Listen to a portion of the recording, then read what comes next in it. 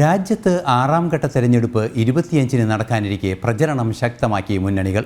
പ്രധാനമന്ത്രി നരേന്ദ്രമോദി ഇന്ന് ഉത്തർപ്രദേശിലും ബീഹാറിലും പ്രചരണ റാലികളിൽ പങ്കെടുത്തു.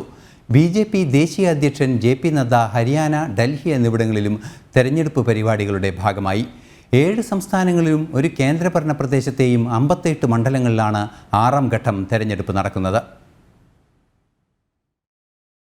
ഉത്തർപ്രദേശിലെ 14 മണ്ഡലങ്ങൾ, ഹരിയാനയിലെ 10 മണ്ഡലങ്ങൾ, കൂടാതെ ബീഹാർ, പശ്ചിമ ബംഗാൾ എന്നീ സംസ്ഥാനങ്ങളിലെ 8 മണ്ഡലങ്ങൾ വീതവും, ഡൽഹിയിൽ 7ഉം ഒഡീഷയിൽ 6ഉം ജാർഖണ്ഡിൽ 4ഉം ജമ്മു കാശ്മീരിലെ അനന്തനാഗ് രജൌരി മണ്ഡലം ഉൾപ്പെടെ 58 മണ്ഡലങ്ങളിലാണ് ശനിയാഴ്ച ജനങ്ങൾ വിധിയെഴുതുന്നത്. തെരഞ്ഞെടുപ്പിന് 3 ദിവസങ്ങൾ മാത്രം അവശേഷിക്കെ ഗോദയിൽ പോര് കടുക്കുകയാണ്. ഡൽഹിയിലെ 7 മണ്ഡലങ്ങളിൽ 6 ഇടങ്ങളിലും പുതിയ സ്ഥാനാർത്ഥികളെ പരീക്ഷിക്കുന്ന BJPക്ക് കോൺഗ്രസും ആം ആദ്മി പാർട്ടിയും ചേർന്ന സഖ്യം വെല്ലുവിളിയല്ല.